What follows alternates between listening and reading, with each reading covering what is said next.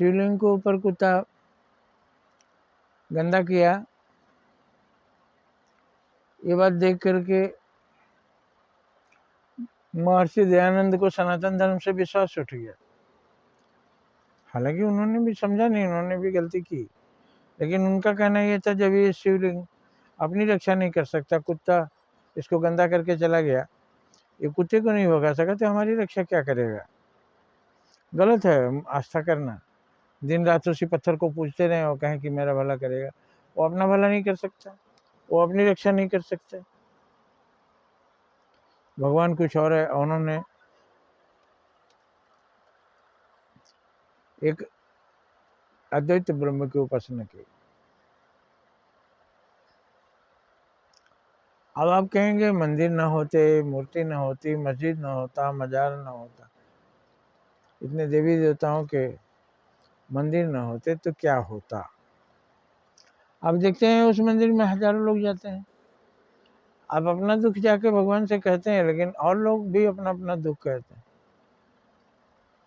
किसी को कोई दुख है, किसी को कोई दुख है, किसी का परिवार बीमार है, अस्पताल में भर्ती है, जाके वहाँ नारियल फोड़ता है, भगवान से प्रार्थना करता है, भगवान ठीक कर दीजिए, 5 नारियल आकर चढ़ाएंगे।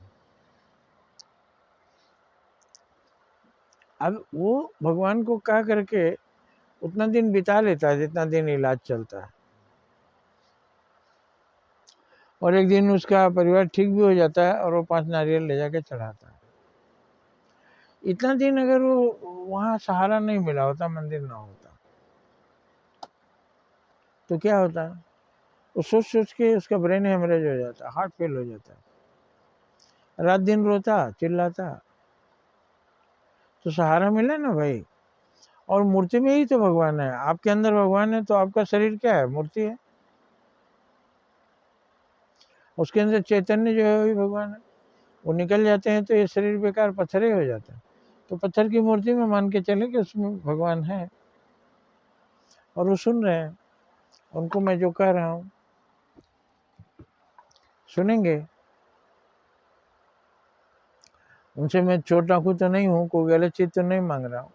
इस तरह से लोगों को जीने का सहारा, आस्था, और दर्शन करके जिनको कोई दुख नहीं है, वो भगवान का दर्शन करके इतना तो देख के जाते हैं कि सामने भिखारियों को कुछ दान दे देते हैं।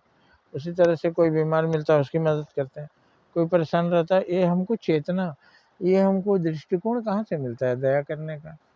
मंदिर से ही मिलता है, मजार से ही मिलता है, किसी देवी देवता के स्थान से मिलता है। तो इसलिए पूजा प्रार्थना बहुत ही ज़रूरी है। सारे लोग ज्ञानी नहीं है, और ज्ञानी लोग भी भटक जाते हैं। ज्ञान तो कहाँ रुकेगा, निराधार तो कोई चीज़ रहता नहीं। ज्ञान का भी आधार होना चाहिए। तो ज्ञान का आधार भी मूर्ति है, मूर्ति में ज्ञान, ज्ञान में मूर्ति। देवताओं का चित्र बनाते हैं, अब साफ साफ तो बताते हैं देवता शरीरधारी नहीं होते। हम उस शक्ति की पूजा करते हैं। तो एक सहारा सबको जरूरी है।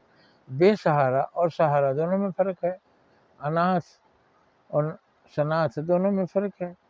तो हम तमाम देवी देवताओं को भगवान की पूजा प्रार्थना करके ये मान लेते हैं, ऐसा हमको मिलता है कि हमको सहारा मिला, हमको किसी कोई देख रहा है, हमको कोई मदद कर रहा है। मेहनत हम ही करते हैं, लेकिन जब लगता है कोई मदद कर रहा है तो मेरे हाथों में, मेरे दिमाग में गजब की ताकत आ जाती है। इसलिए सब करते रहिए, मगर ज्ञान भी प्राप्त करते रहिए।